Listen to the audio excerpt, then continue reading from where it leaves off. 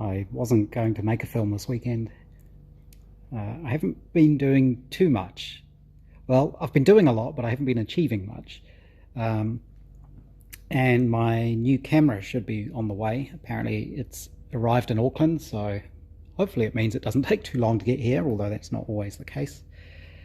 So I thought, well, I might as well film what I've done this weekend and film some more with the new camera, and then I can compare um, how they relate to each other. The phone camera and the little action cam. I suspect the sound won't be as good on the action cam, but the one I'm getting you can actually plug a microphone into, so if it's not very good I'll get one of those. But this weekend I've been working on the water pump stuff. Um, First I'm modifying the radiator, and then I'm going to figure out what to do with the actual pump itself. So it turns out the more modern recreations of these pumps use a ceramic seal. So it's sort of a modern ceramic seal. I had to look up what they are. I'd never heard of them before. And it seems to be a ceramic ring with a sort of like an oil seal type part, and they're sort of spring loaded. So I believe what I would have to do is machine out the body here so it can fit one of those seals which goes around the shaft, and then there's room in there for the spring, and the ceramic rubs on the back of this. I think that's how it works. I haven't quite worked it out yet, but first I'm trying to figure out the piping and all the hoses that have to go to the radiator. So I knew I was going to have to TIG weld things because it's an aluminium radiator. I'm not very good at TIG welding aluminium. I haven't practiced that much, so I thought I should spend some time doing that. And I actually have to thank Mr. Tweed for this. I noticed in his last film he was TIG welding something, but I think it was steel. But he was using pulse mode. And it just got me thinking, oh, I wonder if my TIG welder actually has a pulse mode as well. Turns out it does. And I've been playing with that and playing with all the settings, just trying to learn what works best for TIG welding aluminium. This is the manual for my welder. I think all of these welders, a lot of them are just kind of the same, to be honest. They all seem to work in similar ways. I suspect the main bits are all being made in one factory somewhere. But this one does do AC and DC, which is what you need. You need AC for welding aluminium. It's got balance control. It's got all the normal sequencer type controls. But it does also have the pulse welding. And basically what the pulse welding does is it lets you weld with two power settings, and it alternates between them. And you can set the power settings, the ratio between them, and how quickly they switch. So basically what you can do is have a high setting and a low setting, and it pulses between the two.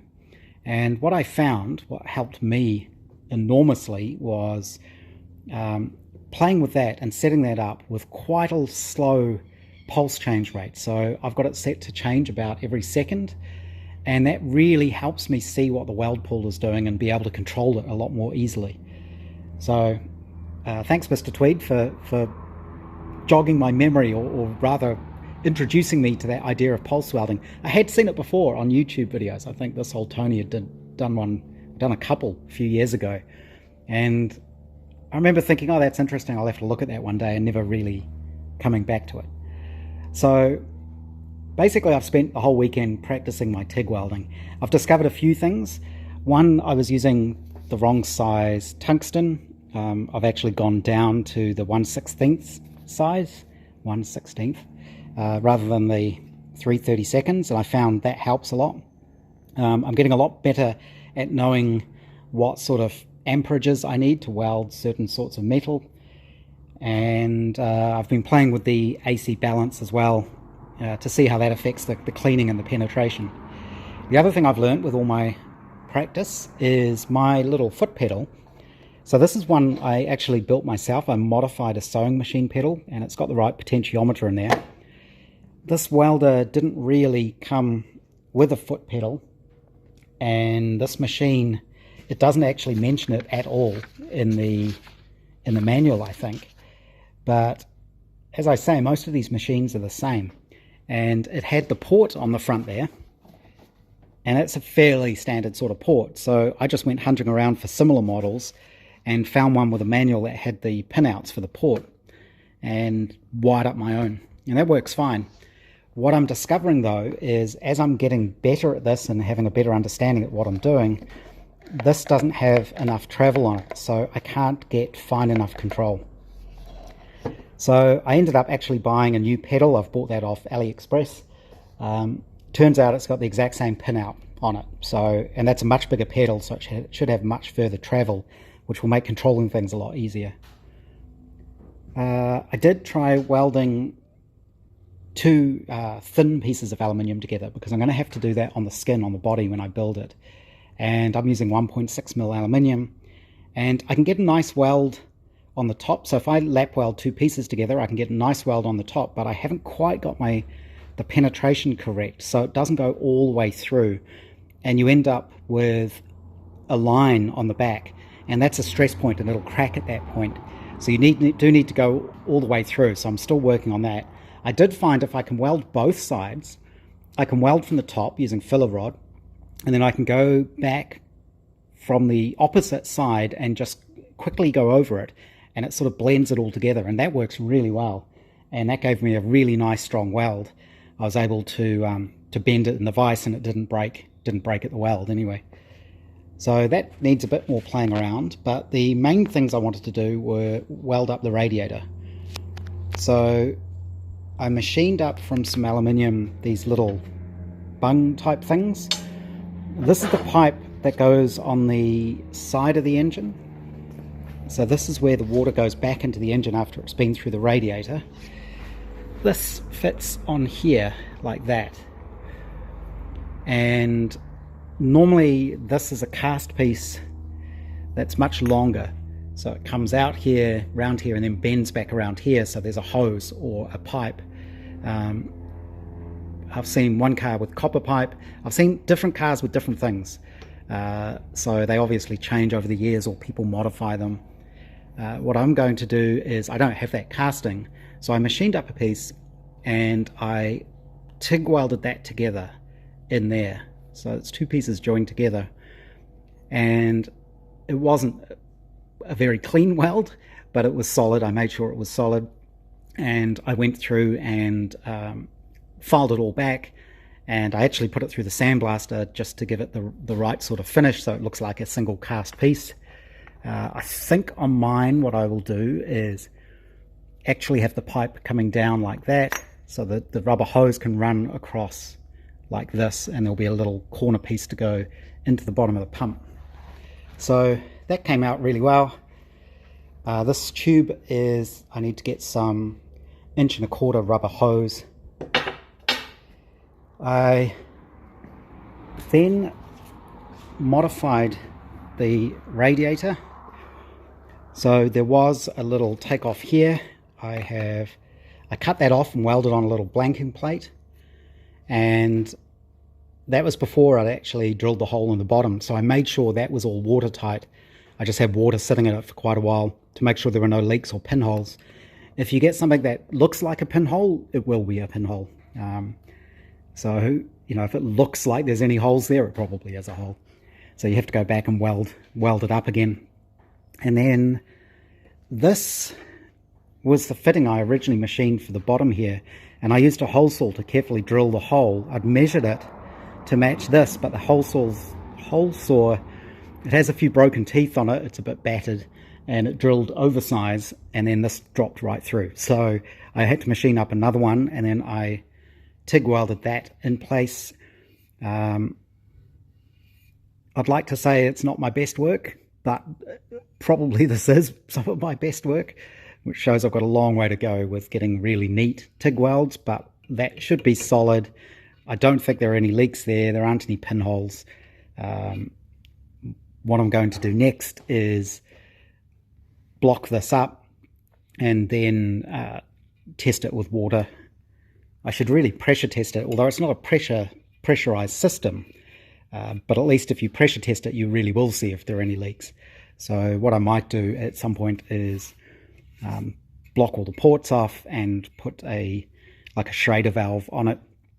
Or you don't even really need to do that. You can, I think you can do it similar to how you check if valves in a cylinder head are leaking. You can just blow air into the ports, and there's enough pressure from, if you've got an air compressor and you're just blowing air in here, even if it's not blocked off, there's enough pressure there that it'll escape, and if you put soap water around all the fittings, you'll be able to see if it bubbles. That's what I'm hoping anyway. But that should go on there nicely.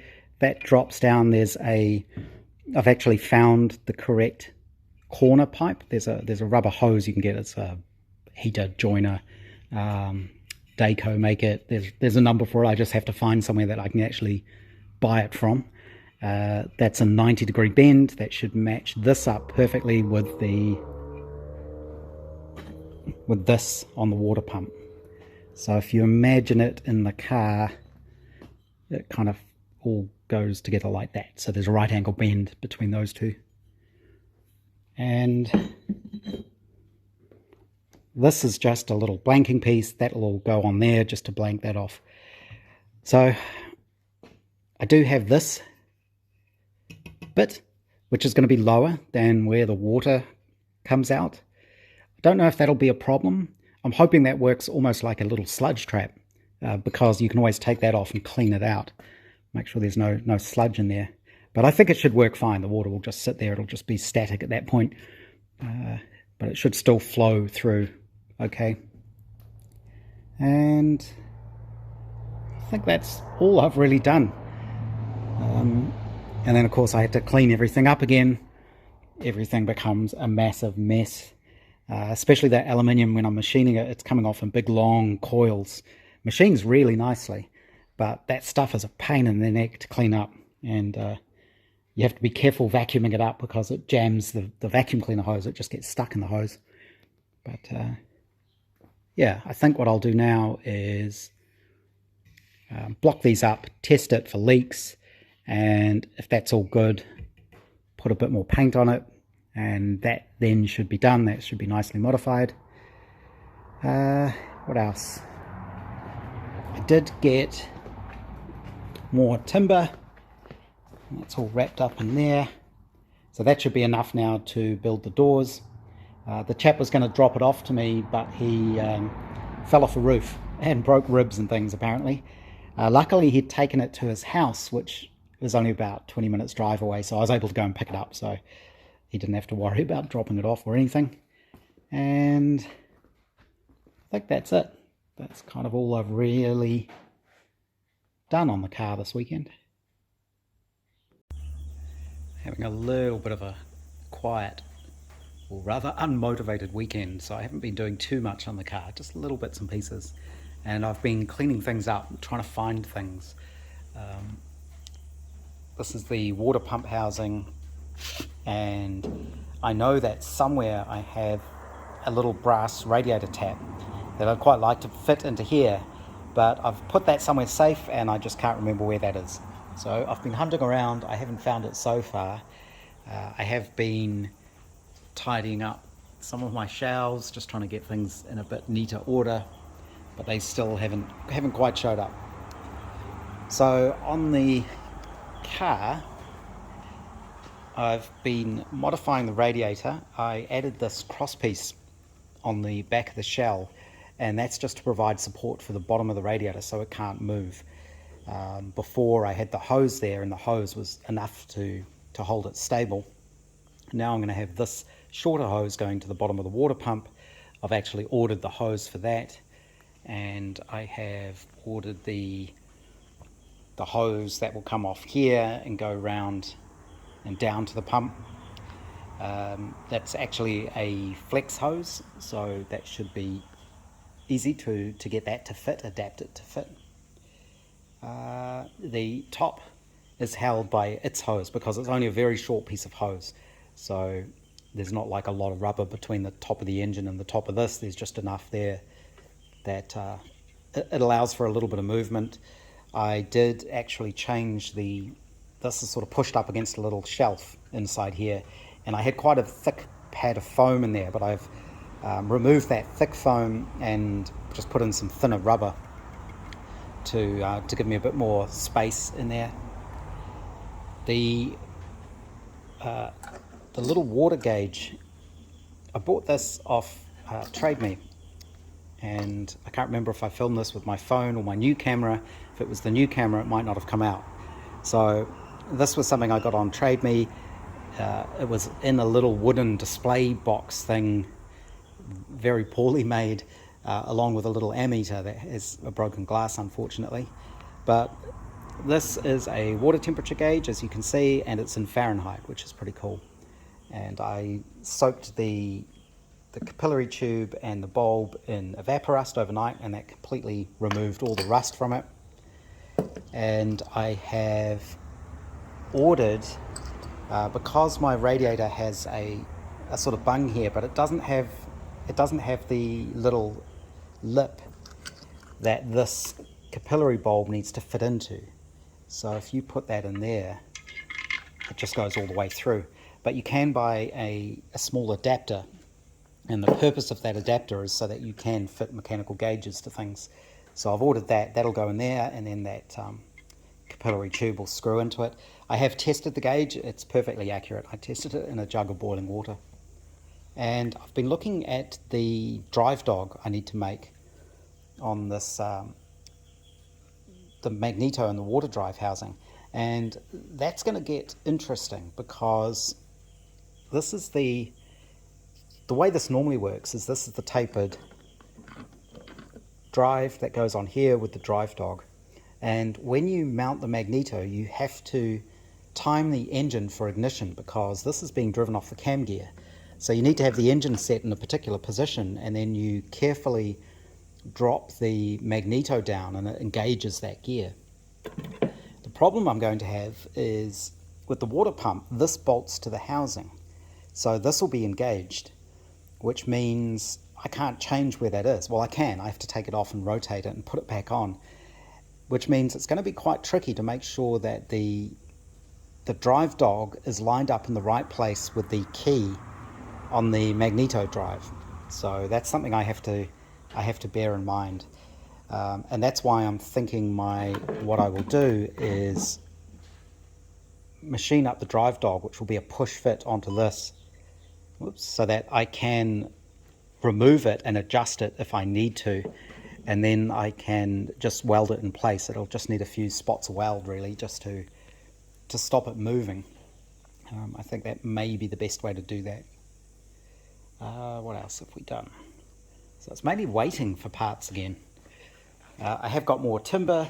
That's my new supply of ash. So there should be enough there now to build the doors.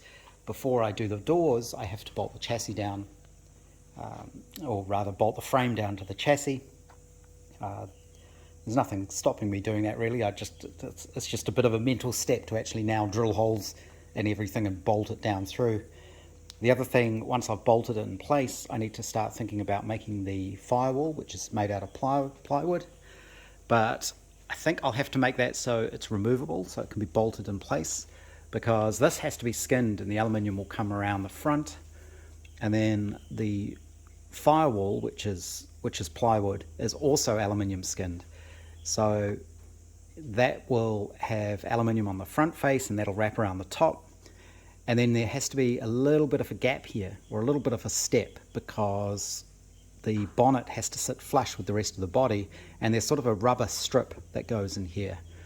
I'm going to have to think about how I will end up attaching that. So that could be interesting. On the Austin 7, it's just got wire that kind of goes over it, and the wire's pulled tight enough that it doesn't rub on the underside of the bonnet panels. So that's something else I have to figure out. Other than that, it's just been kind of tidying up, trying to find things. My new little action cam did arrive. This is it here in its little holder. I do need to get a little tripod pod for it, and also the the wired microphone might be handy. Comes with a little remote control, which is pretty handy. And I have done a few little films with it to see what it's like. One of the first ones I just sat it on the dashboard of the car, and when I was going for a drive, and managed to catch some idiot doing a ridiculous overtaking maneuver on me, and then just continuing to drive on the complete wrong side of the road for quite a way. And it worked really well. It's clear enough that you can read the license plate number and things like that. But the SD card I've got in there apparently isn't fast enough because it keeps saying it's too slow. So I need to get a new SD card for it, I think. But it looks like it should work pretty well. I've ordered the mounting kit, and it came with a whole bunch of things, helmet mounts and different bits and pieces, but this other mounting kit comes with suction cups and a little tripod and things like that, which will just make it a bit easier to use, I think. But it looks good. The video I've got off it so far, the quality's really good. The sound is maybe not as good as the phone. That's what I want to really see, but I'll sort of get to that. What else? Little bike is coming along. I'm still waiting for parts, so I can't assemble the front end until I've got the dust covers. So the dust covers are what go on here, so I can't assemble any of that until I've got those, and they're coming from Canada. The first lot I ordered from the UK never arrived, so they ended up refunding me, but that means I've been waiting 3 months now, just for that one part, and that's kind of holding me up. The fuel tank, I need to clear coat that, and to do that I've ended up buying this stuff. So this is a 2K clear coat. It's proper 2K, but it's in the can and it's got infinite shelf life in the can, so it's something to do with contact with the air that activates it.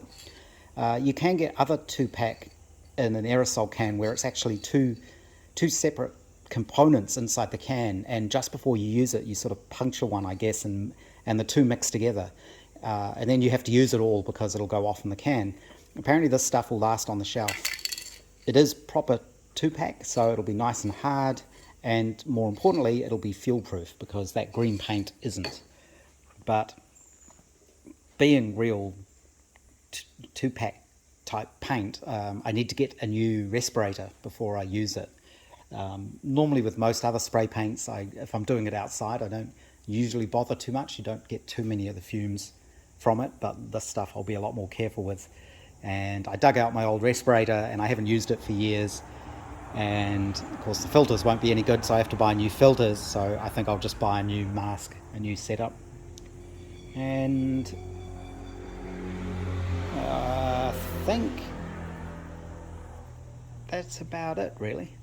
I guess I do still need to finish the woodworking on the doors, and I need to do all the metal bracketry as well.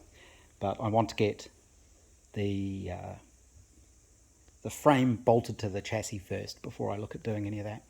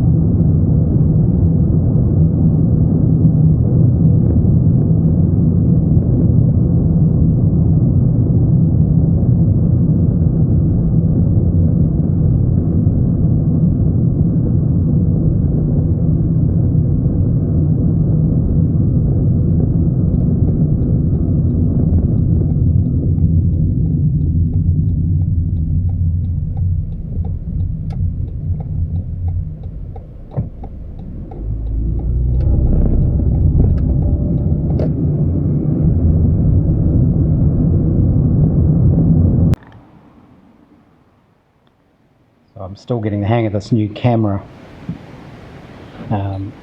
It's a Picasso Brave 7, and it's kind of like a cheap GoPro basically. It's got all sorts of settings and different things to fiddle with, different resolutions, different frame rates, things like that. So I'm just sort of playing with it, trying to get the best settings. I think I mentioned the sound on it might not be the best, but I have ordered the external microphone. That should help there. And what else? This is something I got on TradeMe. I can't remember how much I got it for, $100 and something. And it's an ammeter with broken glass, but that's easy to fix, and a mechanical Smith's water temperature gauge, which is in Fahrenheit. So if this fits the car, I'm going to have to see what the fitting is here. If this fits, I'll use that in the Riley. I've quickly checked the temperature. It seemed to be reading a little bit low when I had it in boiling water, although the water wasn't quite boiling, but it definitely works, should be close enough.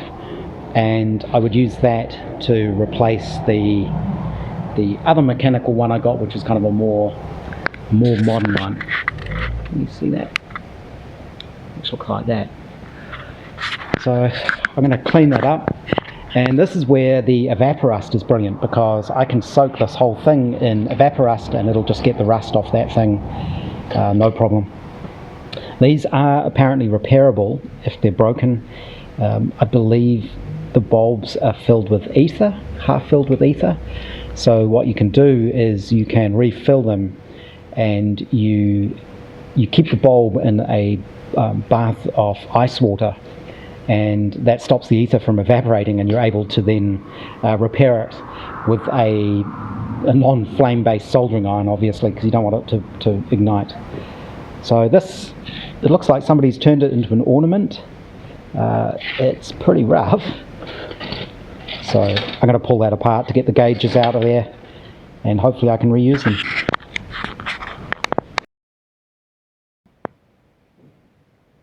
So the construction of this thing's quite interesting.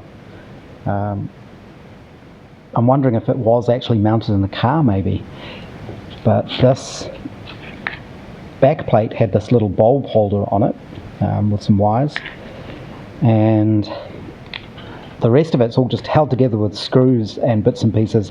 The wood's a bit broken, so for example this piece, this is a nail, but somebody's gone to the trouble of flattening the end and drilling a hole through it to make a little support for the gauge, to hold the gauge in place. But this should all come apart pretty easily, and then I'll clean them up and see if they work.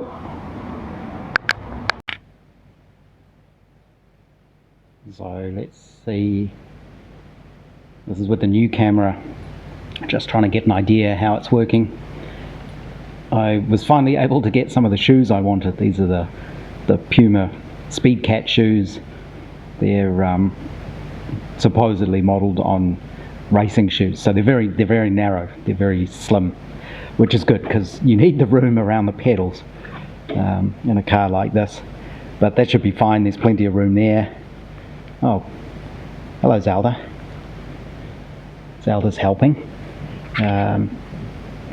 So yeah, I think they should work well. What else? I think that's it at the moment.